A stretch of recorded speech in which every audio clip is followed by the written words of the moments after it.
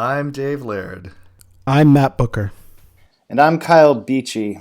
And it's about the question of why am I watching so much shit? It's not about the shit. It's about me. Why am I doing it? Here in the Great Concavity.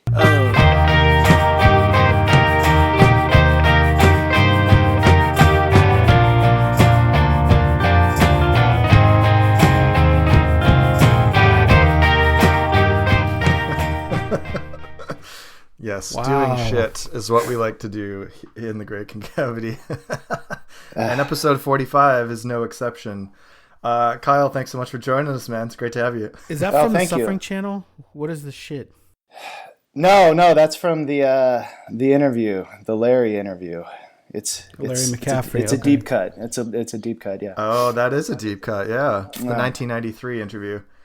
That's which exactly really right. is like the piece that I probably go back to maybe the most on a regular basis of Wallace's.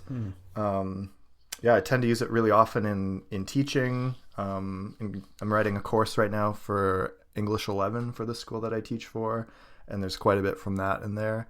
And yeah, I find it to be some of like the most kind of like in terms of like Wallace's theory on literature and art and what it does for us in our humanity. I think it's like probably his best, most lucid distillations of that. Yeah, it's very it's super quotable.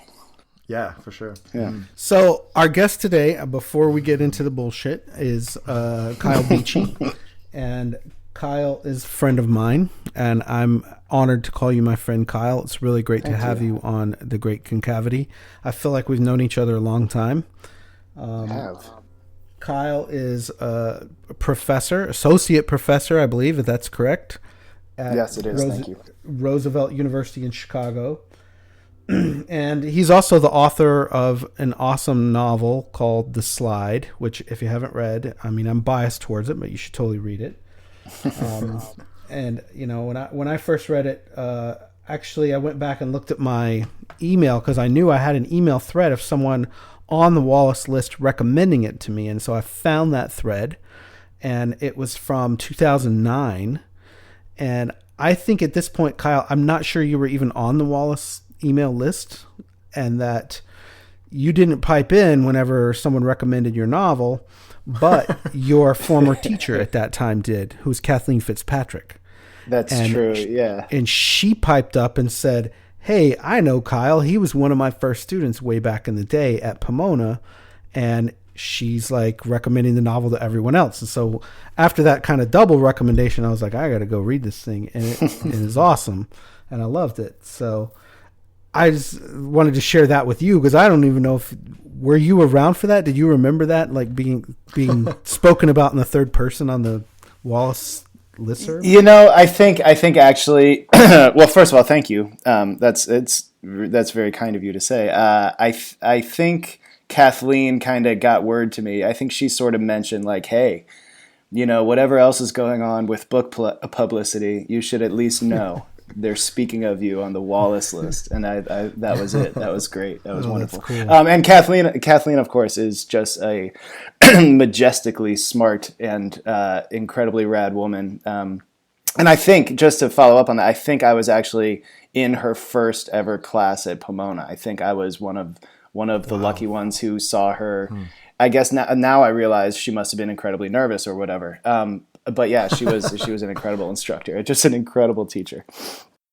And I've known Kathleen a long time as well, and have hung out with her in Austin, believe it or not. Mm-hmm. And I remember when she went to Pomona. She published her first book, was called Planned Obsolescence. It was phenomenal. She actually has a new book out right now. We'll give her a plug. It's called Generous Thinking. And I think if you're interested in like what academics do, that it's the subtitle of her new book is A Radical Approach to Saving the University. We will come back to Kyle Beachy, I swear to God. I thought you were going to say Saving the Universe. But all of this is related to David Foster Wallace, because I really think Kathleen gets a lot of the credit for being her idea to hire David Foster Wallace at Pomona. And so I think this is a question that you have been asked before or in the past, but so you were at Pomona, but not really while David Foster Wallace was teaching there. Do you want to to go back in time a little bit and tell us what that experience was like whenever he was interviewing there. Sure. Yeah, I actually have incredibly fond memories of that. I was I was initially a philosophy major at Pomona, and I only kind of backdoored my way into being an English major as my second major. So I kind of was always a little bit of an outsider in the English department. But I remember being in some class, and I think it might have been a class on like the revenge tragedy as trope. And the professor mentioned, this job search for this new creative writing chair. It was very clear that it was going to be a very big deal, this chair.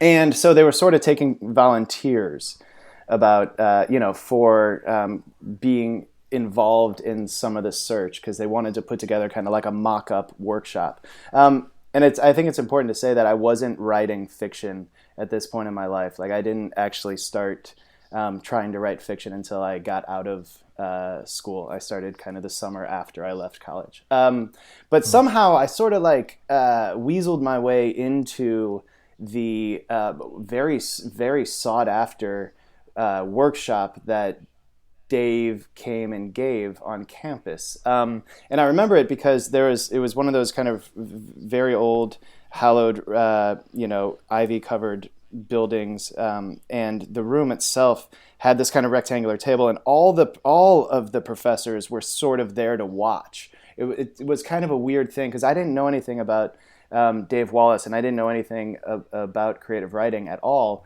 But it was very clear that this was a huge deal to the faculty as well. It was kind of like, holy cow, there's this guy on campus.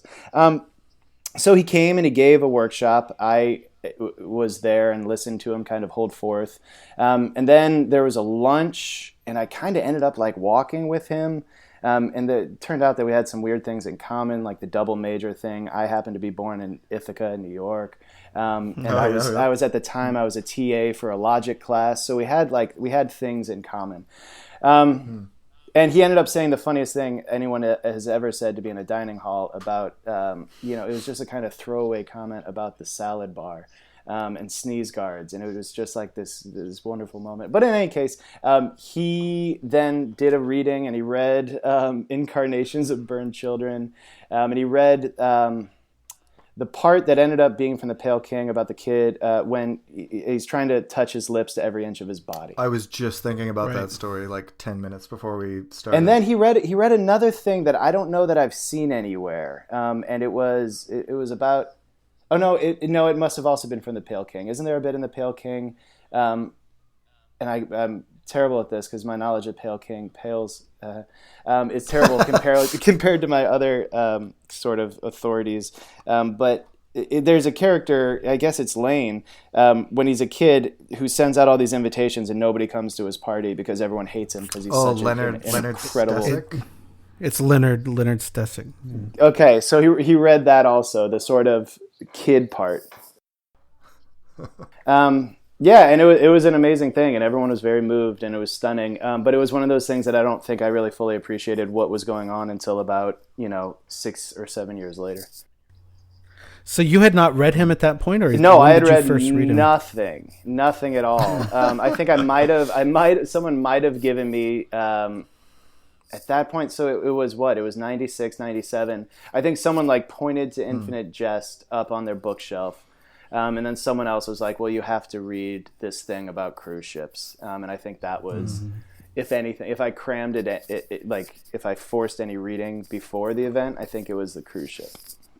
That's a good gateway. I agree with that recommendation.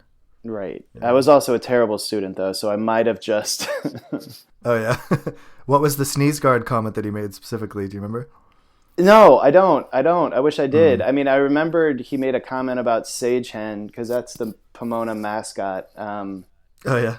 Being a flightless bird and tasting like chicken. But beyond that, I don't remember the sneeze guard comment. Something kind of like pathetic, I guess, in that context. Yeah. It was humanizing. He had a bodily. real way. Yeah.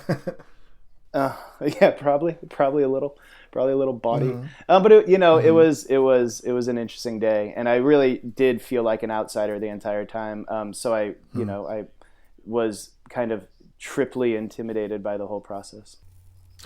Can you back up a little bit then and tell us about your transition from being a philosophy student to creative writing? Yeah, I mean, I think the short story is I didn't really have the chops for hardcore philosophy of the mind and metaphysics and philosophy of language. I just don't think I was up for it. I think Yeah, I it's think bonkers my stuff. yeah, it's really incredibly analytic and incredibly uh, pinpoint in its sort of distinctions in a way that I just couldn't find a passion to really continue. When you get to that stuff Yeah. at a certain point, you just start breaking pieces apart and like running with the little piece that you've broken off and making a Yeah. whole career out of that little tiny piece. Totally. That was my experience with like every critical theory course I took during my master's. It's just like I kind of get this one sentence in this Right. essay, and I'm just gonna like focus my whole like academic writing around this. Completely. That's yeah. And I wasn't up for that, but I did know that I was, I had at least a passing interest in ethics, and could find that ethics gave me a kind of doorway into literature that I hadn't totally had before. So I think for me it ended up being that I was studying philosophy and interested in philosophy, and then that sort of, like I said, backdoored my way into being interested about books that asked philosophical questions. And yeah, it was a matter of I studied abroad in Cambridge for a semester, and just ended up leaving there with a huge number of English credits. So it really was just sort of a practical, I might as well just do this while I'm at it. Mm-hmm. That question of ethics in writing. Wallace's father was an ethics professor, a philosophy professor, focusing on ethics. But I wonder if that affected your direction in writing fiction, and that, how would you say that ethics influenced your idea of like what is real or what is realism when it comes to representing, life on the page? I mean, that's interesting. It's interesting to try to answer that now, because I find myself now at age 40 being far less interested in the kind of standard questions about character and story and relationships between characters that I really started out being so interested in. So I think at the time, the stories, or the stories I wanted to emulate, the sort of stories that made me want to attempt writing my own, were the ones that in some way, had a character confront some nature of existential crisis. I myself, as a child of great privilege, confronting for the first time in my life certain challenges that were basically, rooted in the fact that I didn't understand the world, despite all of this education that I went through. I think I was just at the time very, very curious about, literary representations of loss and confusion, and, being racked by the challenge of making difficult decisions. So yeah, at the time, that was really it. I guess the sort of irony is that now, where I am in my tempestuous relationship with writing fiction, is that I'm far more interested in language and in sentence structure and in the technicalities than I am in character and psychology and those sort of questions.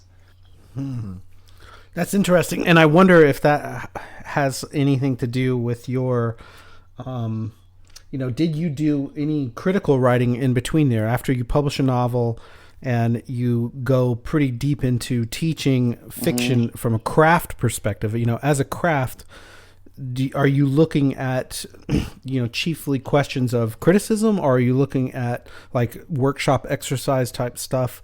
Because where I'm going with this is eventually, one reason why we have you on the podcast today is teaching infinite jest. Yeah.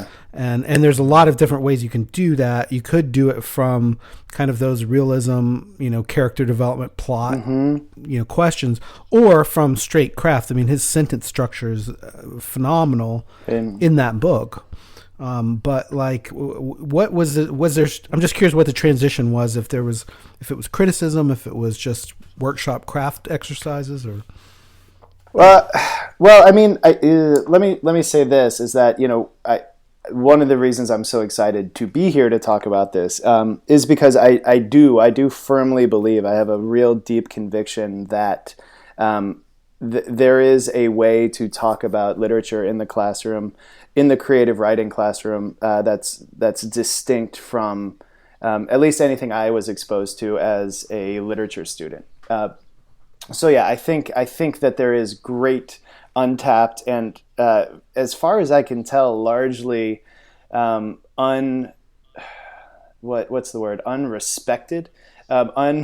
undiscussed potential in the creative writing classroom. And I think it's actually been going on for years, that the way that we talk about books, the way that we talk about literature in creative writing classrooms is unique, and it's broad, and it allows for all sorts of conversations that I don't, at least, and again, the asterisk here is I don't know what other classrooms are like, but my experience in capital L literature classes hasn't given me the same sort of nature of conversation.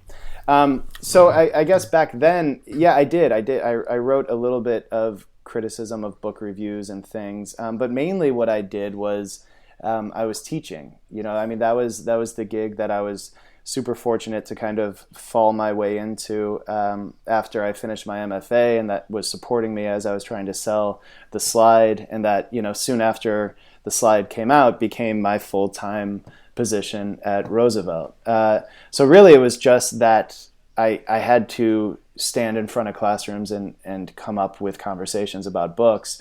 And I didn't, like I said, like the same thing I said about studying philosophy, I don't have the chops to go deep down the path of, what we characterize as literary analysis or capital C criticism. That stuff's just, to me, feels a little lifeless. And so a lot of it was kind of figuring out, okay, well, how, given my absence of chops, as a hardcore academic, how am I going to talk to these students about these books with the big, capitalized important reality that I felt like a giant fraud. So, which every professor does and continues to for a long time, but I definitely felt like I was way out, over my head. I had fooled people. So how am I going to do this? Yeah. How do you feel 10 years later about that question? Like, do you feel like you found your way? You've like figured out some strategies to connect with students, to teach this stuff. Dude is a tenured professor, man. He's got to feel pretty good. Yeah. I know. Yeah, you probably feel better now than you did 10 years ago. But like, to what extent does that feeling of fraudulence still persist? Do you feel like you've managed it? Like, I'm really curious about sort of that question. It's very interesting because this is the first time I've ever had my own TA. So I have a TA this semester. Oh, yeah. And one of the things I'm finding about having a TA is, whether I mean to or not, I've just been incredibly upfront with him about, sort of in like an almost therapeutic way. Like I'm sort of catharting all over him about my complex of, feeling like a fraud. And so I'm in efforts to be clear to him about like, this is what it means to be a teacher. It means to sort of doubt your authority. I've found myself, finding a kind of authority in speaking of my absence of authority, if that makes any sense. Yeah. Paradoxically. Yeah. So yeah, I feel better. I feel like I'm a good teacher. Like I feel as if I prepare really, really, really hard. I mean, I have far too copious notes every time I go into a classroom. And the thing I'm trying to work on now is actually less micromanaging, right? Because the real risk of that sort of fraud complex is to compensate, you over prepare, you micromanage, and you sort of suck the organic life out of a classroom. And I've caught myself doing that before, and it's not cool. And so I would like to, one of the things I'm really working on is trying to become a little bit more confident in the fact that a class will find its path. During the 2.5 hours we have together, we're gonna get to the things. Mm-hmm. So let me ask you. You started teaching this class really just on Infinite Jest last fall, and give us a little bit of backstory there, because I know that you've taught the novel before. This is not your first time teaching it. So maybe set us up like who you were. I think it was maybe 2011, 2012 when I talked to you about you were teaching it. That's been a while. Like, how has your approach changed, and why did you want to teach it again? Yeah, I found here the listings for humanity. So the first time I taught the class was actually at the School of the Art Institute of Chicago, and that was in the. I wanted to talk to you about that too, because you remember you and I was telling you, like, a lot of people from my school like ended up there. Yeah, I feel like we had a lot of like people in common there, and like that was really cool. Well, so one thing I can say before I get into the sort of maybe less interesting stuff, one thing that I was able to do was kind of parlay my fortuitous inclusion in that one day sort of interview of David Wallace when he came to Pomona. I used that as a cause to actually write him about going to grad school. And, I said, look, I'm either going to go to the University of Arizona in Tucson, or I'm going to go to the School of the Art Institute of Chicago. And he didn't respond to me until months later. And he acknowledged as much. He said, look, I'm sure you've already made your decision. But his sort of gist was go to the Art Institute. Unless you're a realist and unless you are writing incredibly traditional stories, go to the Art Institute. So I did end up there as a grad student, and so that's why I ended up kind of teaching there after I graduated and the book was coming out. So in spring of 2010, I have actually the little blurb here. I found it was Humanity 3112, the novel. Wow. The novel, Infinite Jest. So I taught it for the first time then, and I think it was pretty much a disaster. As I remember it was a disaster. But I do have good relation. I have several former students from that class who I'm still in touch with, and they have some interesting things to say about it. So I guess it couldn't have been totally worthless. But it was hard. It's a hard sell for art school kids. Because the art student is interested in a lot of things, and often one of those things is not sitting down and reading an incredibly challenging work of literature. But I got through it, and then I ended up teaching it again once I was at Roosevelt. I guess it might have been 2012, a couple years later, and taught it again, and that was somehow challenging in a totally different way. And then I taught it. I took 6 years off, and then I taught it last fall. And the challenges, again, were just 179 degrees different than they were the first time. So I've had 3 very different experiences with it. Is that a reference to the page count of Infinite Jest?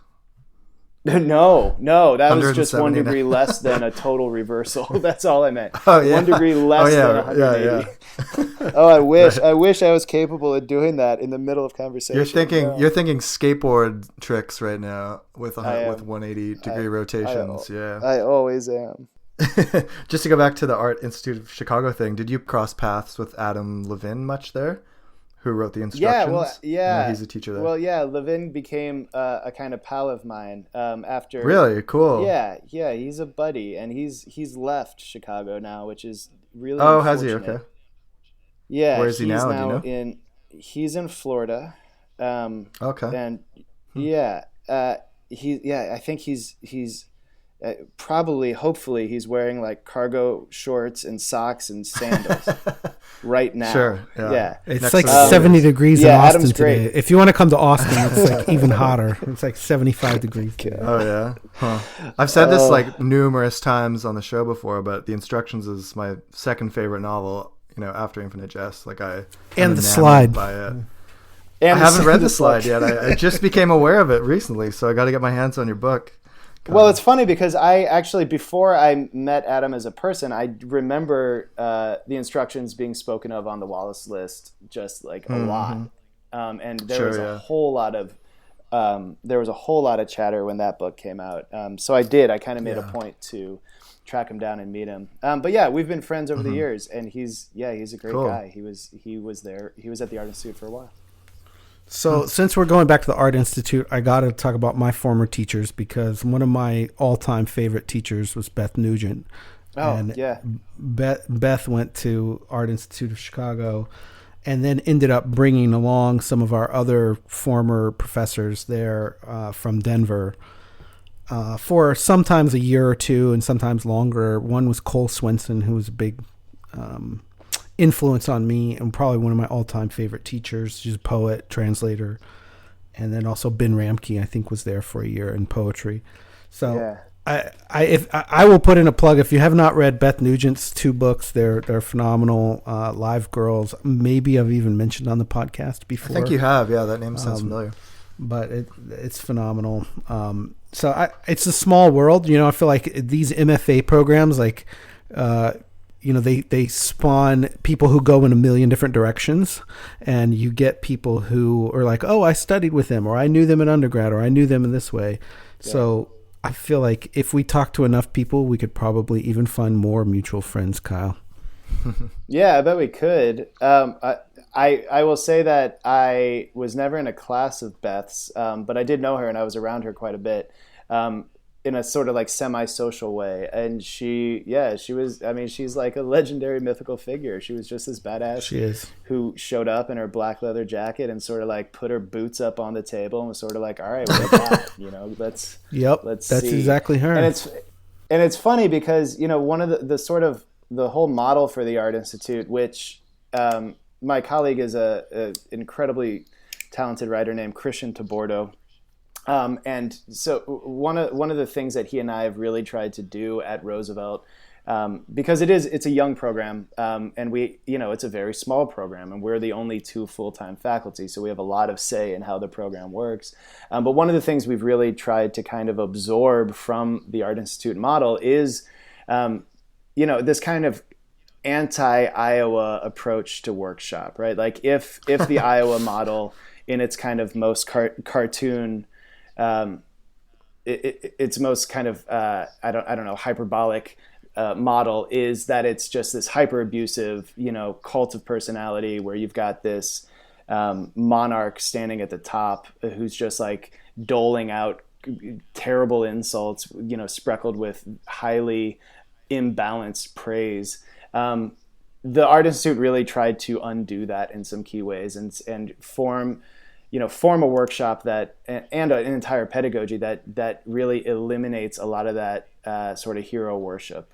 And I'm incredibly grateful to have learned about teaching. I learned a great deal about teaching just from the fact that, that place has Beth. There was a woman there when I was there named Janet DeSaulniers, who was one of the best teachers, one of the best educators I've ever been, within 100 miles of. And, other people, Sarah Levine, the author of Treasure Island, who has become a friend. And yeah, you're right. Like there is a way that MFA programs do spawn, there's a lot of missed kind of connections, but the connections that, actually are formed end up lasting for a long time. Well, and I want to say you were very kind enough to share the syllabus for this particular course that you've been teaching. Yeah. Mm-hmm. Is it over now? Or are you still Oh yeah, it's way over. Done? No, it's way over. January. It's way over. I am now 6 weeks into a totally different class. Okay. But I remember it. When you started in the fall, you sent us or after you finished it, you sent us the syllabus of it. Yeah. And I wanted to just read the course goals for it, because I think that it kind of fits in with what you're saying there. And part of it is I want to ask you, after we read this, about the students and the type of students who are in the class. So it says the course goals on your syllabus: the subjects of Infinite Jest are happiness, addiction, entertainment, and the difficulty of connection among human beings. For developing writers, the novel provides a buffet of formal, stylistic, and narrative techniques to study, along with an ongoing interrogation of the relationship between speaker and audience, writer and reader. In this course, we will engage the considerable challenges of the novel, study its techniques as they relate to our own practices as writers, and treat both its forms and content as catalysts for creative work. Thus, we will become larger, more fully formed writers. That's pretty broad and ambitious. And I love it that the audience there is clearly for other writers, that you're not teaching it as, literary studies per se. Yeah. I mean, so the question I have for you is about the students. Were they all writers? How did they take to this work as a work of craft? And also, how did this fit? This is a bigger question. Secondary to that is, how does that fit in with kind of your university's mission, which is related to questions of social justice? Yeah. Yes. So everyone who is in the class, this is a grad only level class, and everyone is an MFA student. So for some students, this was I guess there were quite a few actually, maybe about half of them were in their first semester of MFA. So they really didn't have any idea what they were getting into, which is great, which is the best way for this to work. Totally. They're all graduate writers. And yeah, I mean, I guess I think of that as, that's sort of the breadth of that paragraph on the syllabus is both, it is a claim for what I believe we potentially could do in the next 15 weeks. Like, if all goes well, here's what we're going to get into.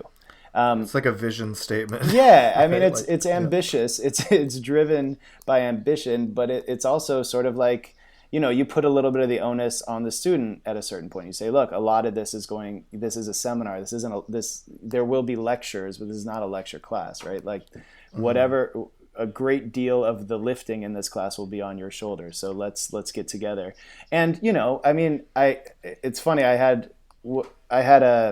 I guess he was a sort of teacher when I was younger who said something along, he was teaching Macbeth, and he said, look, if you can't teach Macbeth, you should get the hell out of here. Like, there's enough here for you you should be able to teach this.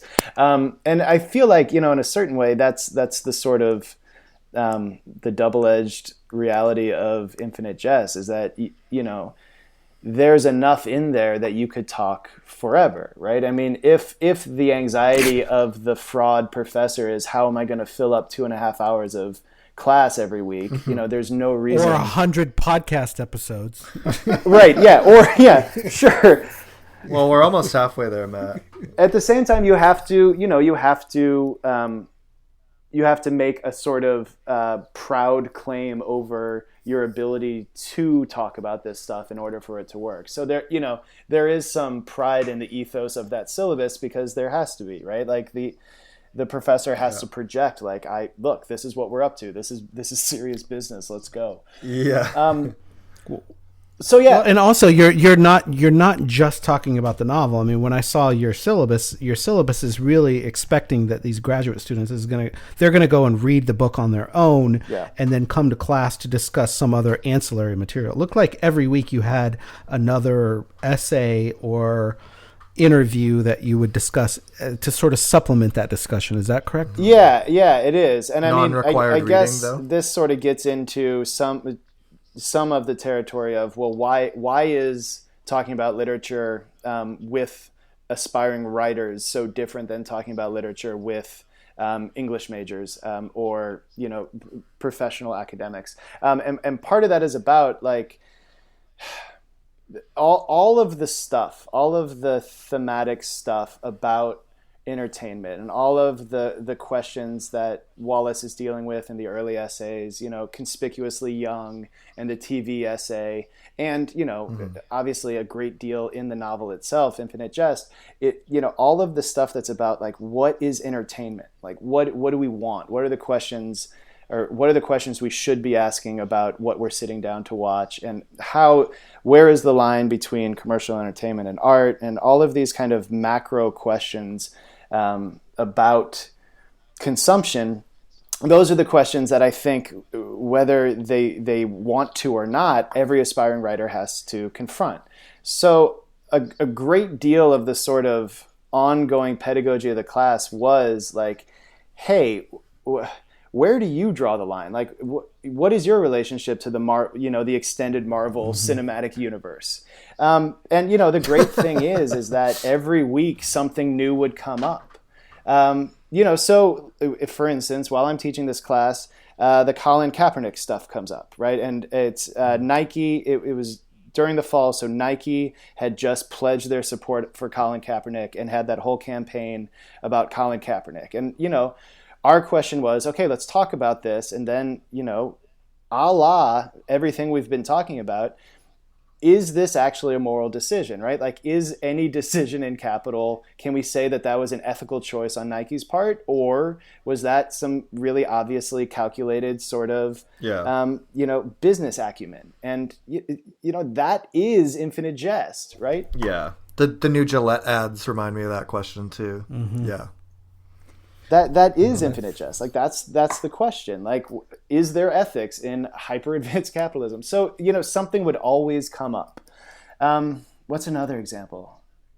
Wait, yeah, if I may, there was that moment where the Netflix show that Pat Somerville wrote, Maniac.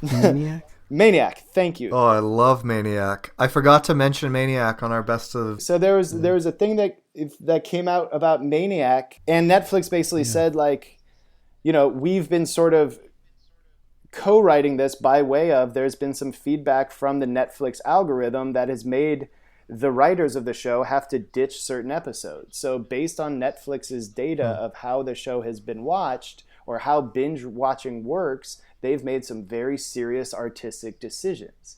It's just, you can't help but find things in 2019 that fall into these conversations. So yeah, we did the thematic stuff.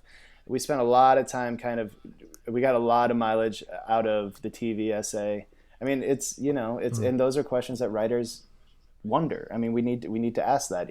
What do I want to happen to what I'm making? What do I believe in? What do I myself consume, and how do I want people to consume my work? Mm-hmm. Mm-hmm. And let's just go ahead and get into it too, because there's huge awareness now of teaching infinite jest as like, well, do you need to really teach another problematic white man? And like these sort of questions of like what you teach, how politicized is that to begin with, and like these, like I say, your questions of social justice, like were there people going into it who were skeptical or aware of like Mary Carr stuff? Like how much did you get into like, here's some problems with the Wardeen section, etc.? Yeah. I'll sort of preface this by saying that Roosevelt University is a school founded on the principles of social justice, and its origin story is incredibly interesting. In 1945, a bunch of professors at a local YMCA college actually walked out in protest of some decisions about quotas, and they started Roosevelt University as a kind of alternative to sort of regular practices about admissions and exclusion and so on. So it's from its kind of origin, it's had this idea of itself, and oftentimes in practice too, of itself, of always centering a social justice mission. So that's sort of the umbrella context. And does it continue to attract students who are interested in that mission? Yes, absolutely. And faculty, I think, perhaps even more importantly, who are, find ways to kind of work it in.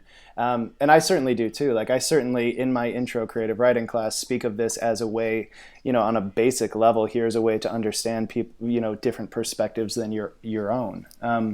It's pretty central. It's certainly not, hammer over the head type stuff, but it's it's there. It's kind of part of the ethos.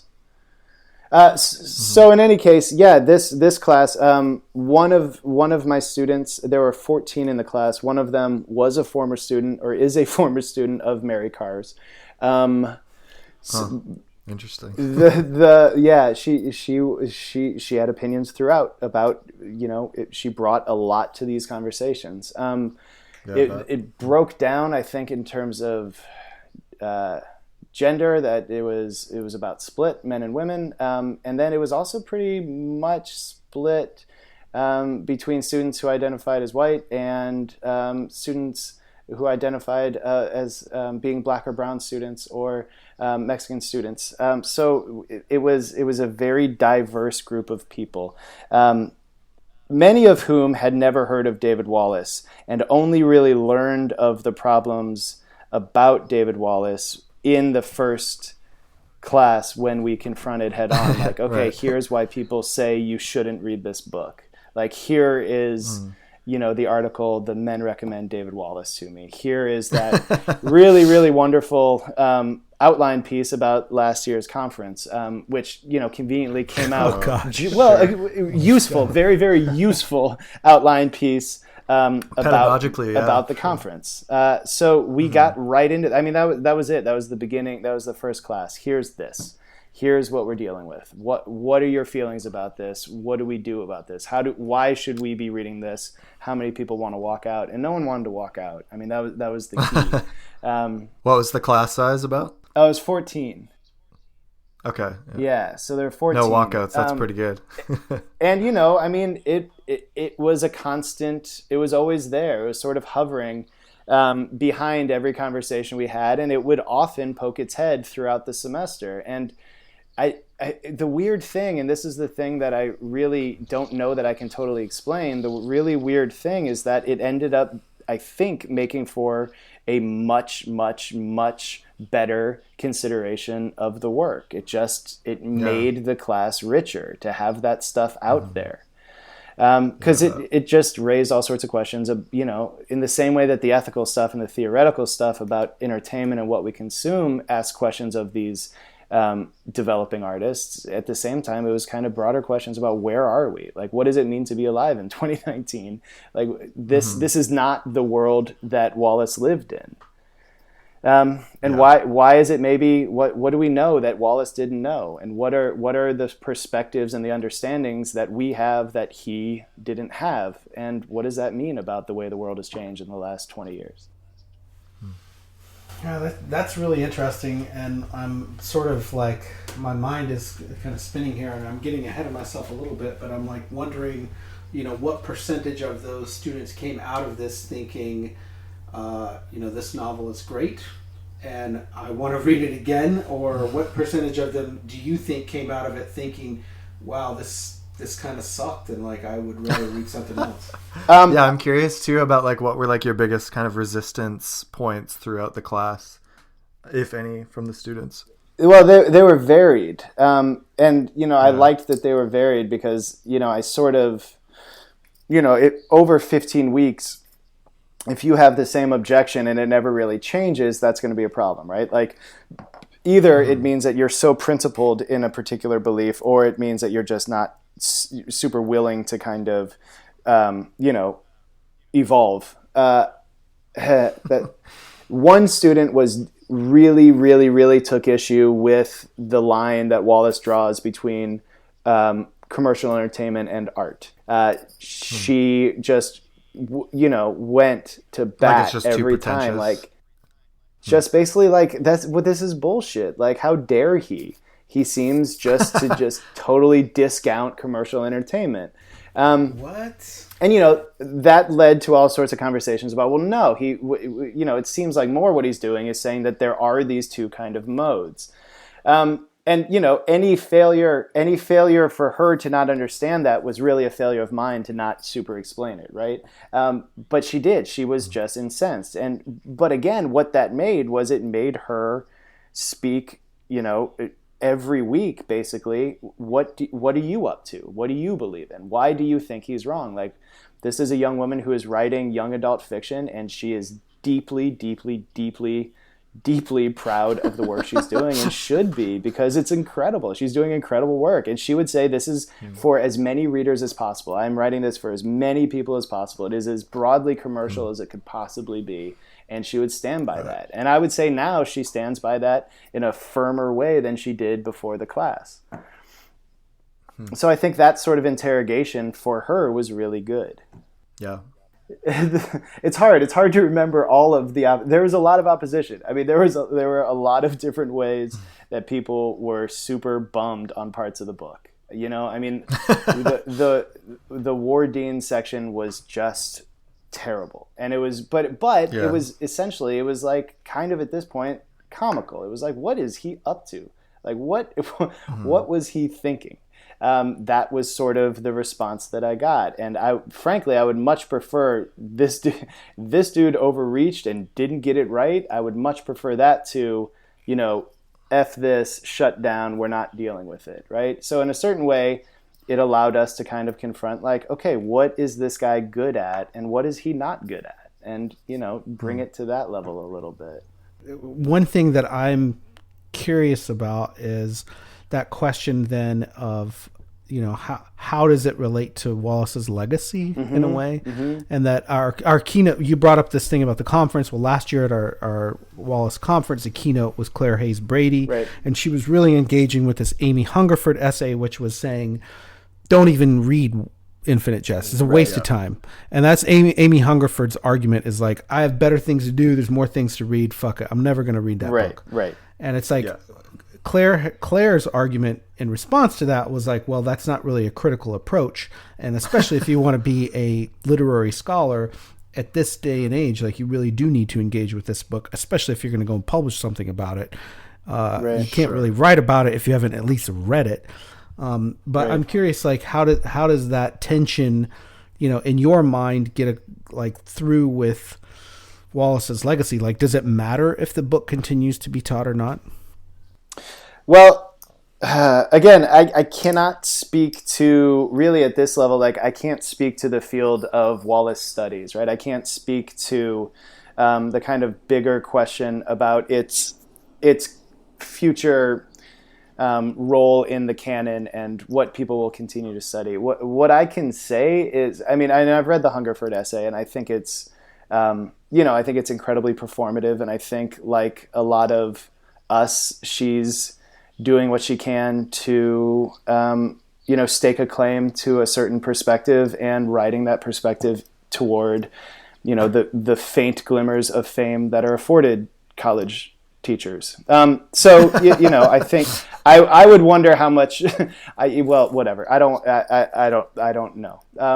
What I will say is that for prospective writers, for anyone who would like to understand the mechanics of how fiction works, and beyond that, some of the questions about what narrative art is and what it means to consume narrative art, I think it would be criminal to not look at this novel. I mean, I think the beauty of this conversation is that nobody has to read anything they don't want to. I think it would be a shame if there were not teachers in the future who continued to look at Infinite Jest with developing writers and say, like, let's see what this guy's up to. Like, what is he doing here in terms of interior and exterior balance? Like, how is it that we are getting thoughts from this character and also seeing everything around this character, and also having all of this filtered through this voice of an author character who we happen to know so much about, but can't necessarily say that's Wallace exactly, but boy, it sure feels like this whole thing is deliberately mediated for us. So what is going on here in terms of point of view? I think it would just be an incredible shame if aspiring fiction writers did not study that to understand all of these questions about craft. I mean, it's all there. Yeah. This leads me to want to ask about your final essay project in the class, which we talked about in the emails, that you basically have commissioned the students to write like a very personal kind of account of what the book has meant to them in just a really kind of, candid, honest, unvarnished kind of way. Yeah. And you said that a lot of the essays that you got were just like really breathtaking and very impactful for you. So I'm curious to hear, like, from these aspiring fiction writers, what were some kind of the highlights of that? And they also gave a presentation to the class, right? Yeah, I mean, I set it up as a kind of commitment, right? That this is, you are standing up and you are speaking. And so the assignment page, I think, actually takes some of the language from, the section where Gately is one of the sections where Gately is sort of struggling with the balance between the performance and the truth. And, he's shocked that he got up there and basically shit on AA and is celebrated for it. As a kind of testament to this venue as being some sort of weird utopic kind of truth paradise, right? That anything that's bullshit just falls away, no matter what version of bullshit it is. So that was kind of the idea. Like, hey, we're gonna do this. You're gonna stand up and you're gonna read. The one thing I'll say before I get into that was that the writing assignments for this class were very open and not exactly demanding. They were 5 short papers, and one of the prompts was the hardest thing I've ever done. One of the prompts was on winning, right? It was just supposed to be a third, some sort of essay on what it means to win. The third one was Charlie Sheen. Yeah, exactly. The third one was on the difference between semantically between I love you and you are loved. Which I stole, Matt, from the Wallace list discussion. Yeah, I was going to say that's really a Westward, the Course of Empire line. So right. Keep going. And then one of them was a pure craft thing where it was about this idea of taking the scene in whole, which is partially from Burned Children. The sort of the daddy comes running in, and before he could do anything, he had taken the scene in whole of what he confronts. And then also Gately in the fight scene, he comes down the stairs and he basically has a view out over this kind of vista of mayhem. And there's this really wonderful thing Wallace does where he just switches into this purely visual mode, where it's just here's what he saw, and it's just I mean it's a textbook in visual language. So I had them do that with something, and then finally their last sort of prompt was, can you or can you not remember pain? And so then the final essay was very broad, and it basically just said, be as truthful as possible about this experience. And yeah, I mean, they were, I have a few of them here because I actually have gone back and read them a couple times since then. Cool. They're stunning. I mean, they're absolutely stunning short essays. They're between, 2 and 4 pages. I think I capped it. I think I put a cap around 1,500 words. And they are, they're exactly what I would hope. I mean, they're revealing, they're intimate, they're confessional, but then they're also incredibly proud. And a lot of the students who seem to have the hardest time throughout the semester finding the reading strategies that would allow them to get through this very difficult book ended up saying things at the end, like, for instance, hey, if this guy is able to blather on for thousands of pages, why would I listen to that voice in my head that's constantly telling me to shut up, right? So it was a kind of self-empowerment thing. It was sort of finding your own voice and finding your confidence in the fact that here's this dude who wrote this giant thing, and God, couldn't someone have edited it? So that's the sort of example of, God, they really didn't like this book, but boy, they sure learned from it. Other ones were just, I mean, I have a student who wrote an interpretation of the dynamic between Hal and James Incandenza and James Sr. as all being kind of stand-ins for different ways of reading/writing, and how Hal was incapable of really understanding Blood Sister One Tough Nun because he was so interested in irony and hijinks, and he couldn't really catch his father's genuine treatment of AA, etc., and relating to himself as he was reading the novel. I mean, it was stunning, and it ran the gambit. One student was very open about being the child of a drug addict and how she hadn't called her mother in years until after reading the Poor Tony scene, and she thought about her mother going through withdrawal. And it gave her the reason to reach out and make contact because she found herself so incredibly moved by the Poor Tony withdrawal scene that she reached out. So it was a lot of that Wow. stuff. I mean, it was moving. I was pretty wrecked by the end of it. And I don't love to cry in front of a class, but if you're going to do it, week 15 is probably the week to do it. So yeah, it was, Oh yeah. I was Totally. moved. I was moved. Wow, amazing. I love that that scene where Gately comes out, and there's a huge. That's kind of the apex of the book, right? Like this is kind of the climax of the actual plot for that storyline. I'll say that, and it's not what I expected. What you were saying about the interior versus the exterior point of view. The first thing that came to mind for me was the Wraith and the fact that if you can put a ghost in the book, it's like, well, the ghost can sort of float around from place to place and give you this point of view, and this much more complex than this book. And that's one of those things, I was always really curious when I did take like a craft writing class that they would tell you some tips. That's like, oh, if you don't want to just describe your character's face, have them look in the mirror and describe their own face. Yeah. It's like if you don't want to have a person who all of a sudden just switches to third person and describes the scene, maybe you have a friend who's there and is relaying it to a blind character or something. Right. All these kind of tips that you can get in there.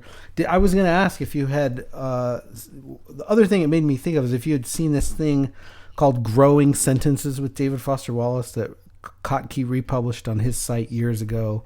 We'll put a link to it in the show notes, but it's really great in that it shows it takes like probably a 200-word sentence from the book and sort of reverse engineers the way that Wallace might have written it. Oh, that's great.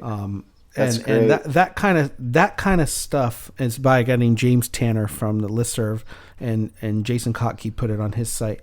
And it just says, like, you start with an idea, you start stringing together ideas, you make it a compound sentence, you add a bunch of clauses, and then you're adding the modifiers, you're adding, parallelization, you're adding adjectival phrases and elaborating, and then you're putting this sort of special Wallace shine on the actual language.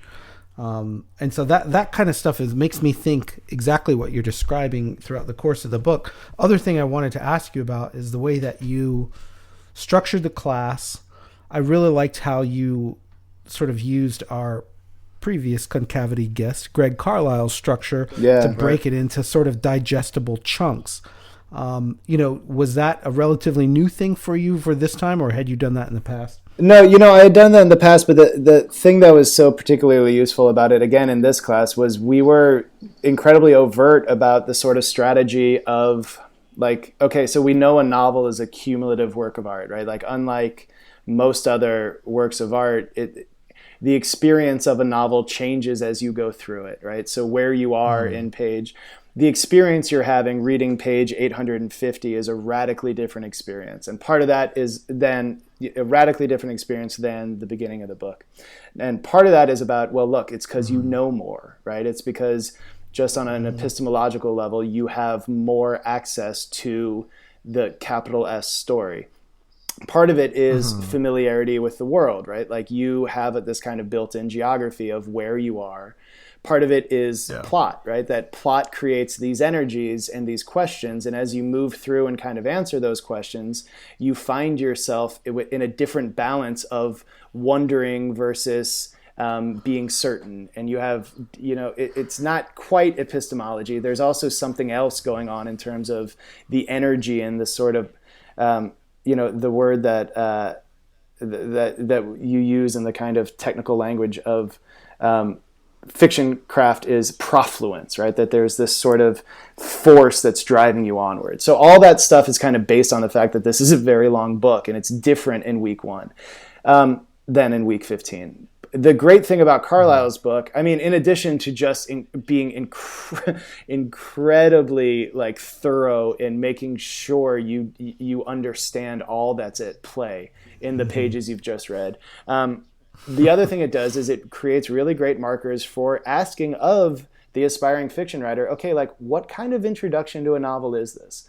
Like why would you, knowing that your reader is setting off on what's going to be a very long process, why would you give them this for the first 95 pages? What is it about these 95 pages that signals, okay, this is our introduction? And kind of to get back to that craft question, Matt, like one of the things that's incredible that I realized this time through is that Wallace does this thing in those first chapters that he writes paragraph, and I think the page I looked at explicitly for this is something around page like 35, where I took some of those chapters, I said or those paragraphs, and I said, look, these paragraphs are incredibly long. You don't know who's speaking. You don't know why you're here suddenly, right? I mean, all of these are voices coming at you. You don't know who these characters are at the outset, but look what he's done. The title or the topic sentence of this paragraph is doing exactly like what we're told in intro comp topic sentences of a paragraph should do. It's introducing what's to come. And the last sentence of this paragraph is summarizing what the paragraph just said. Like, he is incredibly deliberate in those early chapters of, basically tempting the reader onward by giving them paragraphs that, you can kind of skim.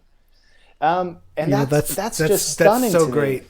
I think I just read the other day in the David Lipsky book. I was going back and reading. Lipsky is just interrogating him, and this is, although of course you end up becoming yourself. And he's saying, what were you trying to do to the reader at the beginning? Mm-hmm. And Wallace says something like, he intentionally wanted to make the reader feel smarter, and I feel like he succeeded in this, and that not that other books haven't. Like, there are other books that when you read them, especially if you put some study into the book, you feel like you close some gaps that were not there before, and that you are maybe even a smarter person for having read the book. Yeah. There are other books that I feel are super freaking opaque. Yeah. And that even if you comprehend what the writer is trying to do, it makes you feel dumber. Yeah. And I feel like the mix is exactly what you're talking about, between giving the reader enough information to keep them going. Maybe that's this profluence term, which I honestly did not know before. Right. But maybe there you go, that's getting smarter. Maybe that's something very subtle with each page. And Infinite Jest is a very section based novel, right? Like, there's a 5-page section, then like a 50-page section. Right. And like, I wonder if you talk about it in those kind of chunks as well. Well, we did, so a lot of, and I kind of want to talk about this also, because a lot of people hear the word craft and it sounds I don't know. It's not a word I love, but I think it's an important distinction, right? To say that you're teaching a novel based on craft is basically just to say we are foregrounding the technical decisions that went into the composition of this novel, right? Above whatever else we're doing, talking about the ideas of the novel, talking about questions of authorship, talking about questions of power dynamics and racial dynamics within the publishing industry in the 1990s, et cetera, et cetera, et cetera. All the things we're talking about. What we are mainly doing is looking at the compositional choices that went into this novel. So, when we talk about length of chapter, we're talking about a compositional decision, right? The Wardeen chapter, for all that it is, and for all that, the generous readings I've seen on it have been like, well, look, this is Hamlet too, right? Like, there's a microcosm of Hamlet in here, and it's fractal, etc. Whatever else it is, it's fucking short, and that's good. And so, it's when we talk about craft, we're talking about, so one of the things we talk about a lot was time management, right? I mean, because this is, all fiction is time. All narrative art is the art of time management. It's deciding when to summarize and when to slow down and show a reader what's happening, put characters in a space and make it a scene. And in Wallace, there are some incredible, incredible choices where he'll have a scene ongoing and he'll sort of just use the container of a scene, whether it's AA, whether it's Hal's head, and he'll use that container to do all this other work. And so when we talk about craft, we say, okay, why structure this first AA meeting this way, right? The one that's Gately, it's Joel's first meeting. Like, look at all the decisions that went into the way that he shaped this chapter. Why do it this way? What are the techniques at play? And once you start doing that, then even the readers, even the students who are struggling through reading the book, if you can say, let's look at these 5 pages and notice what is going on and what techniques he's using and what sort of choices he's making, then those students are involved. And suddenly we're all talking about this incredibly difficult work as if it's manageable, as if, oh, I can do that. Oh, I see what he's doing here. That's a choice I make all the time. This is a narrative pattern I could myself appropriate and follow or have some version of. And that's it. And again, that, you know, the stuff about, you know, the tricks of having someone else describe a character's face or having a character look in the mirror, that is a lot of what people think of when they think of craft, like tricks and you know, little ways around problems. But in fact, what it is why these choices? Why this? Why have him drive the car and hit the cup that skitters off and, you know, clangs against the door that gives us the scene with the brothers, you know, in their little shop? Like, why structure it that way?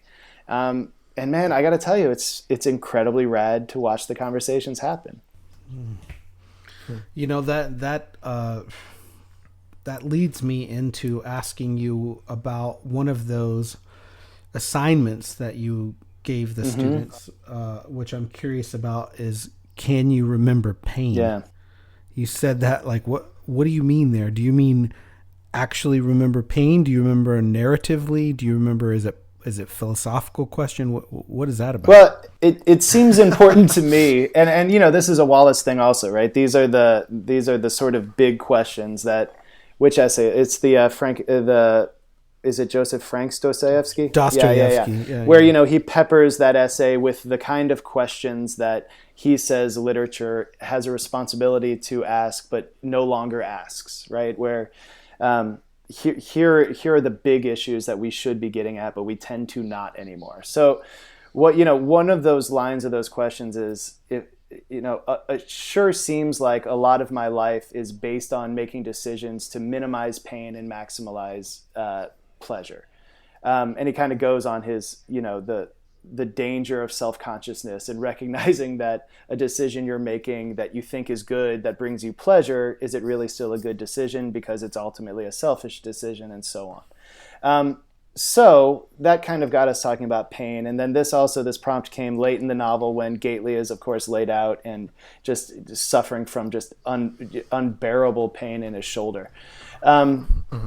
And yeah, I mean, I guess it's sort of however the students wanted to interpret it. I mean, it seems to me that for all the work we do to go about minimizing pain in our lives, the actual sensation of pain is one that is exceptionally fleeting and short-lived. And what we recall after pain, and this kind of maybe gets us into the skateboarding stuff, what we recall after pain is, you know, the stuff we missed out on or the time we had to spend recovering from it. What we don't remember is the pain itself. You know, it's hard. It's hard to remember what pain feels like. You can remember the inconvenience of it. You can remember the sorrow that it caused in your life or the loneliness that it created for you. But physical pain, you can't really remember your way back into. So this was kind of an antagonistic question that got them, you know, some of them totally disagree with that. And some of them wonderfully wrote about, well, no, like that's what trauma is, and wrote, you know, beautifully about trauma. So yeah, that's sort of the explanation of that one. Wow.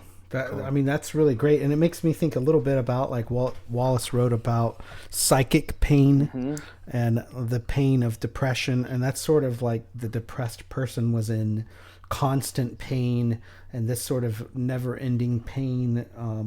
Every cell in their body screaming at the top of its lungs, like all trillions of cells or whatever how he describes it. Right. Yeah. And that's much different than like what Gately is going through.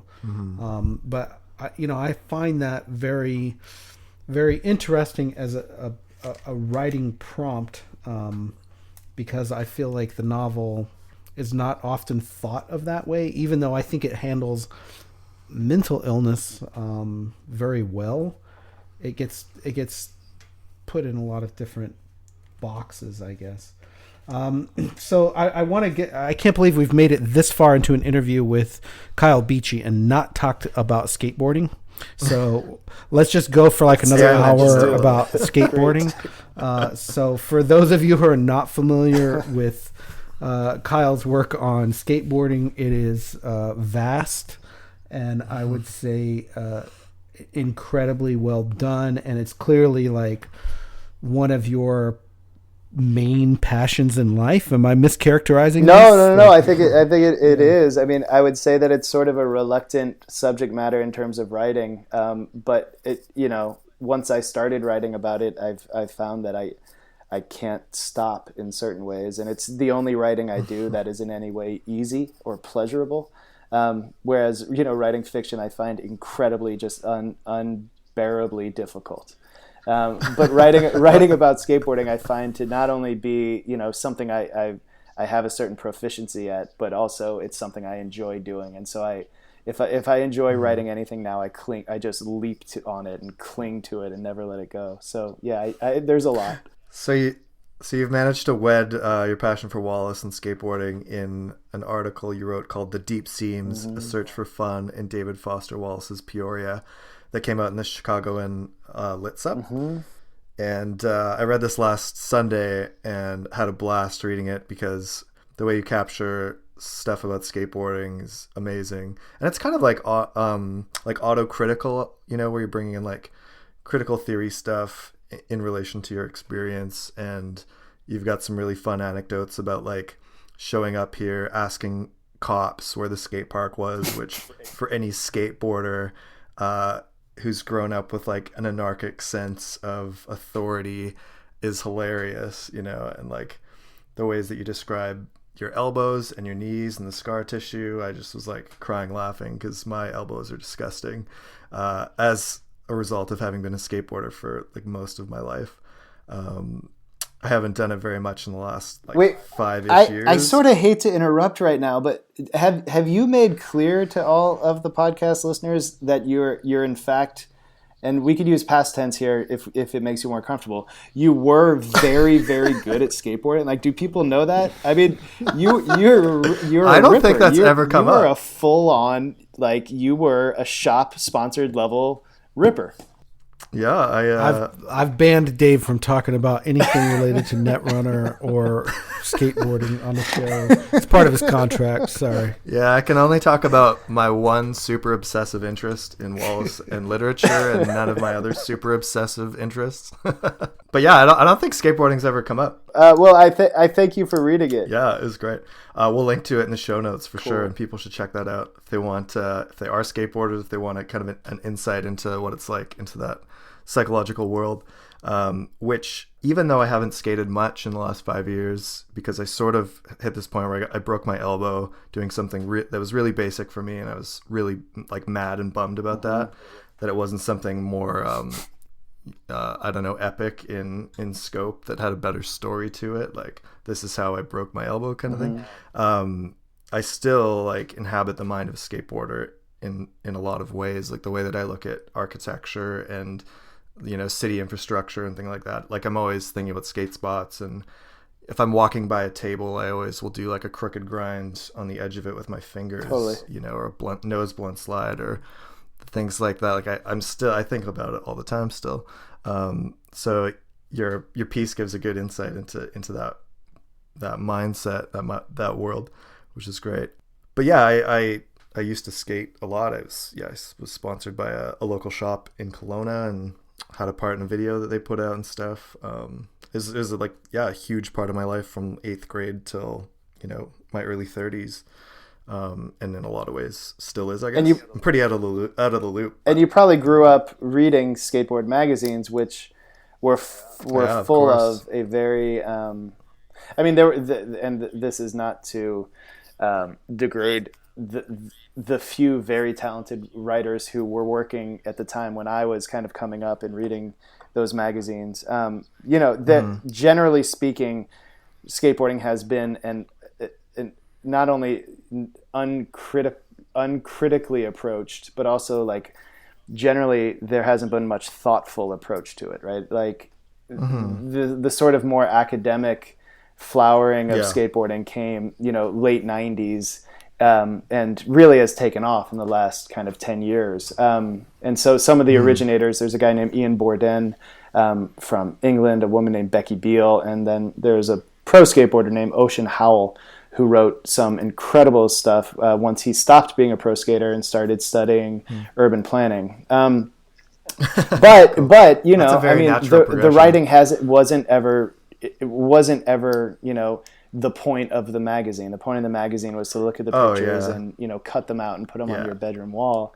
Like there was not an inch of actual wall space in my bedroom as a teenager that wasn't covered in like, ads from Transworld or Thrasher or whatever. Totally.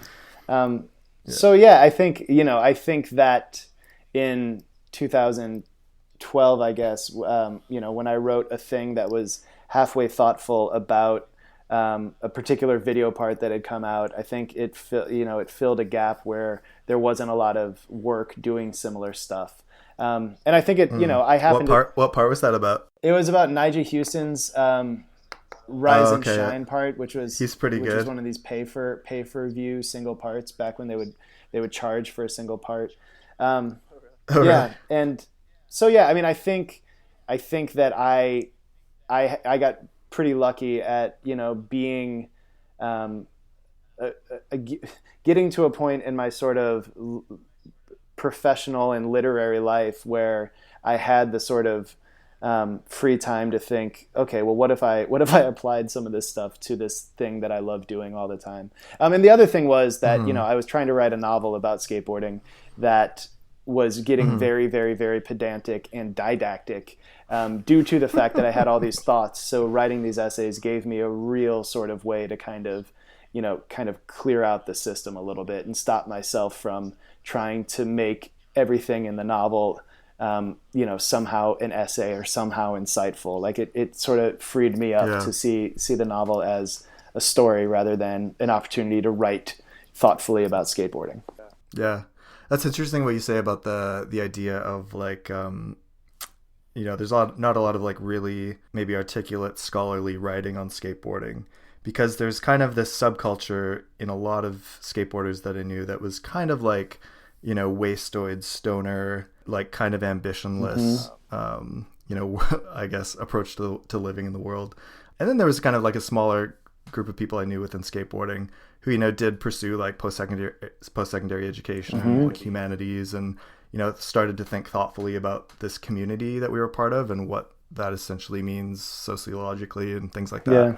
But yeah, I guess because of that, it left some space for people like you to come along and give some valuable, thoughtful academic insights into that world.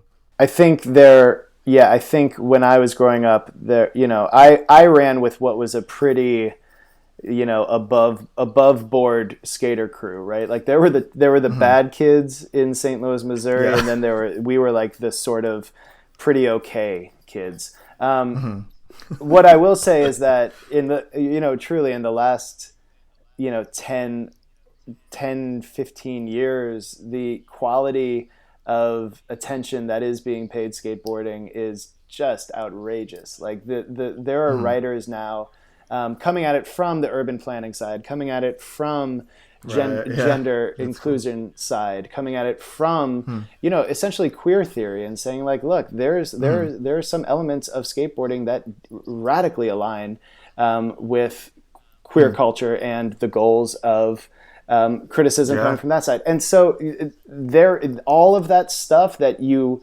grew up not even imagining could be a thing is now a thing and is now part of young skateboarders' experience of skateboarding. And that to me is just mind-boggling. I mean, the incredible thing about skateboarding is that it was basically invented in the 1950s. And since then, it really has just, nobody has known what it's going to be. And it's expired.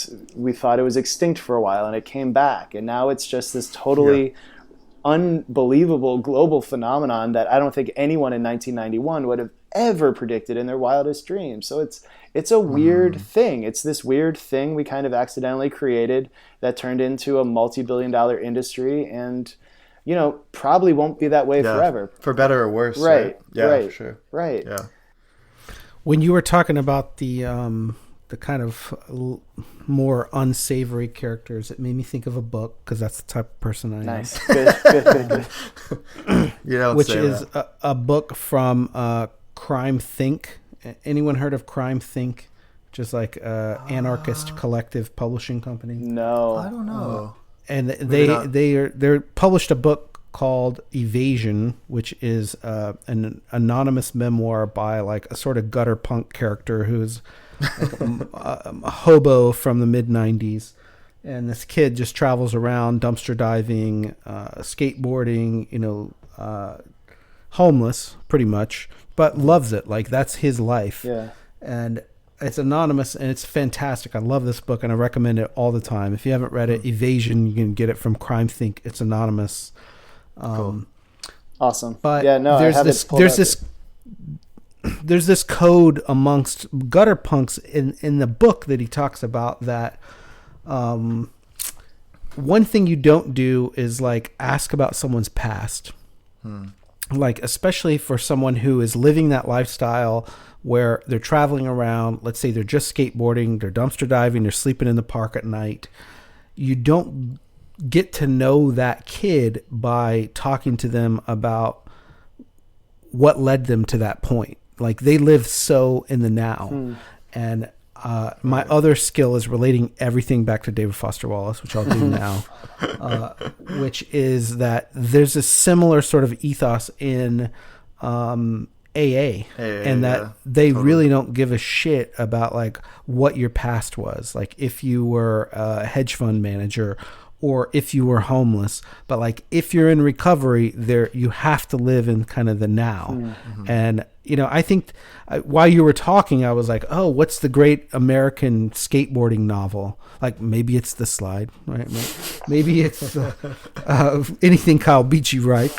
But I don't know what it is, but I think maybe the problem there is that like these, the ethos of it is like you live in the present, and it's just something that very difficult to be reflective about. I think that's super interesting. I think that's real interesting. I will say that the thing that I've tried to do, so I have a novel right now that's out on submission, and it's a skateboarding novel. And the thing that I tried to do, and to whether I succeeded even remotely is up to theoretical readers someday when it gets published. But the thing I will say that I find super interesting, and I think that's really interesting, the thing that got me is the sort of idea of movement, right? I mean, what skateboarding does is create these incredibly non-linear paths, and it's repetitive, right? I mean, what a crew of skaters will do is show up at a place, and they will essentially harvest that place for as long as they can before they are asked to leave.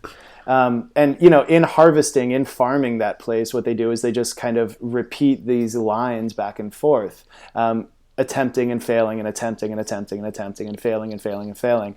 And so one of the things that I really hoped to do was find some sort of narrative form that in any way mimics that sort of movement. So it's not linear. It's circuitous, it's cyclical, it's redundant by design, it's repetitive, it creates echoes. And again, I have no idea if I did it, but that sort of question, and this ties back into that question of craft, like what is the shape that you want your book to take? And the Sierpinski gasket, for all that it freaked my students out when I put it up on the board, and it was like the animated one. So you're zooming in constantly. It's that super nauseating one where you zoom in and it reveals itself.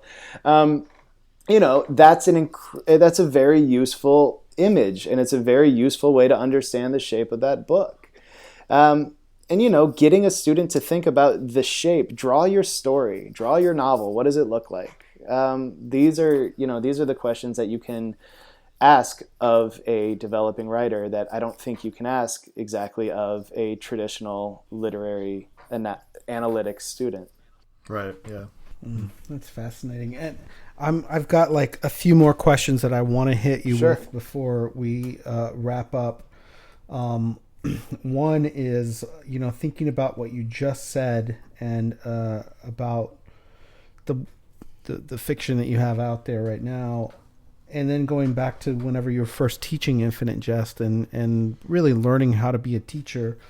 My question for you is like, who inspires you now, and who do you look up to now, with being kind of further down the road in life? Yeah. So my sort of North Star was never Wallace, because Wallace I always found just totally paralyzing, right? Like reading Wallace didn't make me want to put the book down and run to the computer. But reading DeLillo always has. Like reading DeLillo makes me believe in my capacity to maybe, chip a tiny piece off of it and do something with it.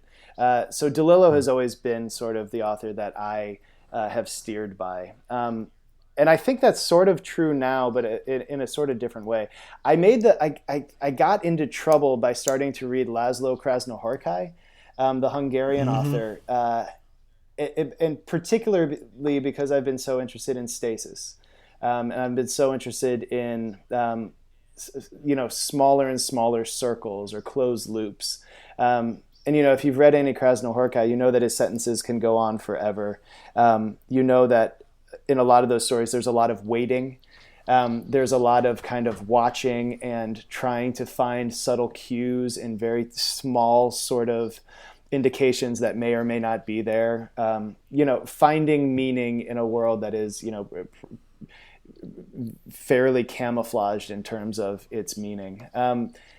And I think the problem there was I started thinking that I might be able to do some of that, and that's a terrible thing. And I think it led me down a path that I probably shouldn't have gone on as a writer. So what I've tried, this is all by way of saying that the stuff that I'm sort of reading now is stuff that moves a little bit faster. Now I say that, and like the book that I'm actually actively reading right now is To the Lighthouse by Virginia Woolf, which is a novel that of course doesn't go anywhere. So I don't know, I teach a non-realistic fiction class, and that gives me a chance to read a lot of things that I'm curious about. And so, my sort of guilty pleasures there are like China Mieville and Jeff Vandermeer and those sorts of books. Matt, I wanted to talk to you about Stephen Florida because we had David Haybash out here. It's an incredible book for us. Yeah, I mean, I don't know who else. Oh, well, you and I have talked a lot about Bolaño in the past. You and I have talked about him. And I'm not saying so much as an inspiration. When I was asking that question, I was really thinking also about teachers, and from a kind of academic perspective, who do you want to be? And I guess I'm sort of obsessed with this question all the time lately, and so I'm asking other people, like, even looking back in the past, like, were there other teachers who were like, damn, that people really, 20 years ago, 30, 40, 50 years ago knew what they were doing? What do you turn to? I think that's really interesting. I think that's a really hard question to answer, mainly because, when I was kind of a developing young person, I wasn't taking any fiction classes. The classes that were most meaningful to me were my really weird, like, Wittgenstein tutorial, where it was me and one much smarter student, my friend Jorah, who got his PhD and is now faculty at Stanford. He went on and did the thing, and I was sort of just the one in the class who was like, what the fuck is all this? So, I think it's more just that, like, what I think I model myself on right now is the value of that feeling of being a really kind of strategic feeling of struggle, right? Like, I think that's it. I think the thing that I'm most grateful for whenever I was a student were the things that were just at least beyond my reach and maybe beyond my scope. You know what I mean? And so I guess for me, I kind of am modeling myself after that please trust me, students, that there is a value to the nature of the struggle that you are going through. Please trust that I wouldn't be doing this if I didn't believe that at the far end of this, you're going to come out of it as a better writer. And I think that's important. But I can't attribute that to any one teacher. I think that's just sort of no. That's a great answer, Kyle. You can stop right there. Good. That's fantastic. And I will follow that. I have a follow-up question that I want to get to, which is, you're one of those people who I really value for book recommendations, because I feel like you're extremely well read, and I want you to recommend some books to us, and really, like, where's your head at right now? Like, what books are on your list to read? What have you read in the past, 5-6 months that you think you still think about, or you want to go back and reread? Like, hit us with some other recommendations. All right, you're killing me right now, and I'll tell you why. It's because in the semester I can't read anything. Right, during the semester I can't read anything that I'm not teaching. 2 years. I will say that I really enjoyed Lydia Yuknovich's on the Small Backs of Children. I think Amelia Gray's novel, which I read when it first came out. Amelia is a friend of mine, and I read it, and I was sort of marveled at it, but I don't think that I read it right, and I'm really looking forward to going back and reading that. She's a former Austinite, wrote an episode of Maniac, by the way. You mentioned that earlier. Yeah. Nice. Yeah, Amelia's incredible. I'm reading a lot of translation. I can't wait to read this new Valeria Luiselli novel that's sitting on my shelf. I have it. Yeah, it's huge. I didn't expect it to be huge. It's huge. Because all of her other books are like 250 pages. Right. And all of her other books are incredible. God, see, this is it. And I will say this also, Matt. I don't think I'm very well read. That's the other thing. I don't feel well read, and that. Dude, that's bullshit. I feel like I'm reasonably well read until I talk to Matt, and then I think I just feel pathetic. No. Every time I ask Kyle for stuff, he's read stuff that I've never read, and he's got tons of recommendations. Don't let this facade. I am very, very fortunate to have enough friends and connections to people who work in various degrees in independent literature. So I am often made privy to, like, hey, this is going to be the book that leaps out. Like, the hotness. Yeah, like this is going to be the thing that people will read. So, for me, I've been fanning out on Dorothy Nors, the Danish writer. And she has stuff on Grey Wolf. She had a short story collection called Karate Chop. And then she had a novel called Mirror Shoulder Signal, and it's about a woman learning how to drive in Copenhagen. I mean, it's an incredible lyrical. I've not read it. Very, very a bike funny, or a car. Very funny novel. Yes, I do like the Danish writer Naja Marie Aidt. AIDT, and she's published by Open Letter. She's also phenomenal. Maybe I've even talked about her on the podcast before. She has a book called Rock, Paper, Scissors. It sounds like right up my alley. Did you read Julian Herbert's Tomb Song? Nope. That came out. That was on Grey Wolf. It's translated by Christina McSweeney, who's done a lot of great translations. I know her. It's. I think we've just hit a first on our show here, Kyle. What's that? You said a book that Matt's never heard of, so did it. Want to congratulate you. What I'm saying, that's why I value Kyle. Like, to you in the mail. I am standing in for the listener here, and the one reason why people like listening to our show is that they discover new stuff. Yeah. And so, like, I am trying to get one of the most prolific readers who I know to give us some titles. So that Julian Herbert, you said, Tomb Song. What's the title? Tomb Song. Yeah. And have you read my colleagues' books? Have you read Tufflahoma? No. It's the most mind-boggling work of incredibly endearing, semi-evangelical religious allegory, batshit crazy, fabulous. You should read it. Tufflahoma. You're welcome, listeners. You're welcome. Yeah, and see, we're all discovering new stuff right now. And I will I've heard also of like none of plug these. This is great. Rescue Press, the press that put that book out. They're as good as anyone at finding voices that no one else will publish and making you feel like, what the fuck is wrong with the world that this book hasn't existed before now. Cool. Yeah. Any kind of final thoughts, Kyle? Anything we haven't touched on yet that you definitely wanted to on this episode? I mean, I would say again, just that I think that we are going to discover that the value of teaching the problematic is partially about discussing what it means to be problematic. And I think that if we shy away from reading texts that demand nuanced conversations, we might lose the ability to have those nuanced conversations. Well said. Thanks, Kyle, for being on the show. Really appreciate this. I do have other questions, but at this point it would be starting over at the beginning. And I'm reluctant to do that. We don't talk about this often on the show, but we record late at night. And so some people start to get tired around later in the night. So I don't want to go back and I do have some other questions, but I will save them for maybe a follow-up conversation down the road. Would love to have you back on the show. This has really been fantastic. Yeah, that'd be good. I want to thank you for coming on.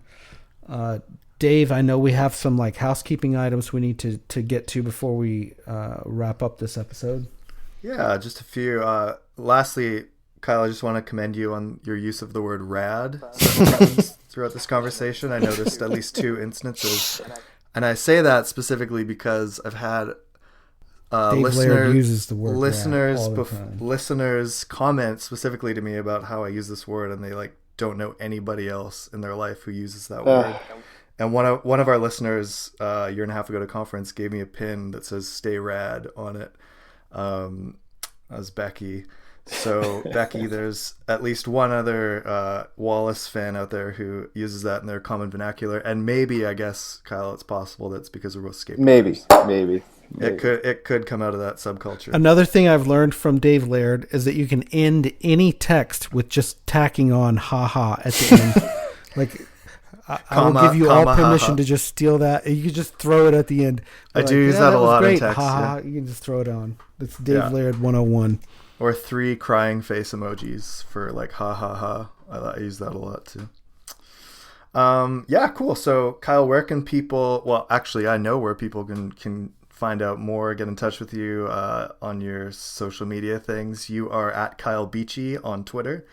You have a website, kylebeachy.com, and we'll link to all this stuff. That has a lot of stuff about your novel. I think that's a really it's super defunct. Yeah, is it? Defunct. Yeah. Okay. Well, it's got stuff about your novel and your other writing and stuff. So that's it's got some. Yeah. I'd be happy to share my Tumblr page. Just because I believe that's in the archaic, most fun thing. Is that right? Yeah. The most fun thing. .com. Which is like largely about skateboarding. I was looking at it. Yeah. Skateboarding is really the most fun thing if you can get By into far. it. Skateboarding is kind of a lot like Infinite Jest in a way, right? Like, it's frustrating at first. It takes you a really long time to get into it, but once you like land a kickflip after like 3 months of trying, then you're kind of hooked, and then you just start really diving in from there. That's it. I guess it's got a kind of immersive quality like that. Anywhere else that people can check your stuff out, Kyle? Oh no, that's mainly. I mean, you could That's Google the main me. stuff. Cool. Yeah, cool. Totally. For us, Matt, people can, we say this every time, people can find us on Twitter, Instagram, Patreon. We're at Concavity Show most places. And if you want to get in touch with us via email, we're at concavityshow@gmail.com. We want to mention that in the last episode 44, we offered a contest, which was to see if you could guess what song Matt Booker put on the playlist that we put out in association with the episode. And I'm a little bit disappointed by this, Matt. We only got 2 entries. Well, me and music, it's just not a huge draw. You know. So I guess our listeners are much more like you than they are me, in that they just couldn't really care less to I don't know, to check out music. We did have a couple. I want to give them credit for the people who Yeah, did listen to every song and analyze the shit out of them. We had Corey Baldoff gave an entry. She guessed Beach House, song by Beach House. Good guess, Corey, but not correct. Wrong. We did have a winner though. It was Chris Ayers. He deduced through a post that I put on Facebook. I always do like a top 10 albums of the year on Facebook, and he deduced from that and several other things that we talked about on the show that it was the song by Jason Isbell. Yeah, Jason Isbell. That's right. That was mine. Yeah, that was Matt's other pick. So we were gonna send out like a journal and some DFW Society pens and stickers to the winner of this, but Chris, I think, is one of the first subscribers to all of that. So we're gonna have to. He designed the He actual also designed logo. the logo. Yeah, so we're a bit up the creek, Chris, in terms of what we send you as a prize, but we're gonna try and get creative and send you something cool, at least, that you hopefully don't have. So congratulations to Chris, who is our guest on episode 5, I believe, and also we heard from him on the conference episode way back. Well done, Chris. And actually, Chris messaged me recently. He's going to be coming to Victoria in not too many months from now, so we're going to get to hang out. Oh, that's great. That'll be good. Yeah. I have a plug at that point, which is that Chris also designed the logo for the Journal of David Foster Wallace Studies. Mm-hmm. And one of my roles with the journal is like fulfillment guy right now. And so if you have any interest in buying the journal, it's going to be back in stock on dfwsociety.org if you would like to purchase a copy. I really recommend the essay by Joseph Nash in there on the Pale King. There's a lot of great stuff in there, book reviews, letter from the editor, intros. Great thing about existentialism from L.R. Dindalk, previous podcast guest. Yeah. Matt Luder, Grace Chipperfield. There's all kinds of great stuff in there, but if you want a copy of it soon, it will be back in stock temporarily. Issue number 1, issue number 2 coming very shortly. So I want to put a plug in for the journal, but also thank Chris for the designing the logo. Yeah, absolutely. Bravo, Chris. Lastly, we want to mention a few new patrons who have supported us on Patreon. We want to thank listener William Magos, who we got to meet at the conference in 2017. He was there. That was cool to meet him. Thanks so much also to Rob Short, who's been a guest on this show too and is a great friend of ours. Also is the new president of the DFW Society. So Matt has taken over the role of treasurer, and we kind of have like annual rotating roles, I guess, Matt. Trying to move roles around more. Yeah. Yep. So Rob's the new prez, and so we're looking forward to his tenure there. And also an account called Character by Design has supported us. That's Chris Piekarski, our former podcast guest. That's his business, Character by Design. That's right, yeah. Thank you so much, Chris. And so now we have 37 people who are patrons supporting the show. So we want to thank all of you. It's so amazing that you're partnering with us. We're so appreciative. I have one more note that I want to make, and that's about one of our DFW Society patrons who passed away this month, and that is my friend James Dahl. And I want to talk for just a minute about James Dahl because he was a good friend of mine. He was one of the producers of The End of the Tour, the movie with Jason Segel, Jesse Eisenberg, and he was very supportive of the David Foster Wallace Society from the beginning. Yeah. And he also served on the advisory council of the Ransom Center and worked for them to procure some new materials to supplement the archives that are already there for David Foster Wallace. And his family requested, in lieu of flowers, that donations be made to the Ransom Center in his name. And so I would like to put out a call for our listeners that if you're interested in contributing anything in honor of James Dahl, and really, honestly, in honor of David Foster Wallace, now's the time to do it, to the Ransom Center. Their website, we'll put a link in the show notes, but it's hrc.utexas.edu. And there's a big contribute button on their homepage there. You can do a one-time contribution. You can do a recurring contribution. But it would really mean a lot to me in memory of James, who was a friend. And really, I'd lined up to be next on the podcast. Yeah, he was totally going to be a guest really soon. It was really weird and uncanny, shocking timing. And we had just emailed with him in January about being on this show, and he has a really unique perspective on, David Foster Wallace's legacy and really how that movie came to be. And the Ransom Center, all of it, I wanted him to talk about, and he was totally up for. So, I'm really sad that never worked out. But there's this opportunity now to make a donation in his name to the Ransom Center. And like I say, it would mean a lot to me as his friend, if anyone chose to do that. So that's all I have to say about that. That's really all I have for this episode. I do want to wish Kyle, if you're still there, Kyle, I want to wish you fingers crossed on that book you have out for submission. Thank you right very now. much. Please keep us posted on that. But I want to read it. Really psyched. Thank for you. that. Thanks. Yeah, Thanks for having me. sounds awesome. Thank you. This has been thanks totally so much, great. Kyle. Really appreciate it, man. This has been lovely. And thanks again, as usual, to our friends Robin O'Neill and Parquet Courts for letting us use their art for our icon and intro and outro music. This has been episode 45. Thanks for listening. Catch me now as I sing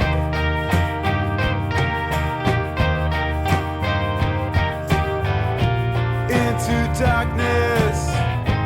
I thought to be extinct. All right, I'm not even hitting stop record yet. We're at on Yeah, my that's app good. 1 hour 50 minutes. Kyle, I told you it was like a rush to even get everything I'm in. shocked. in I know. Almost I'm shocked. 2 freaking I hours. don't get every it. time. I don't get it. We're almost does this at 2 happen? gigs. 2 gigs worth of talking. Yeah, my computer is just chugged for memory. I have to dump these episodes all the time. Well, Dave is going to go edit this tomorrow, and we'll post it the next day. I get that joke, and I don't even know, but I get that joke. Oh man.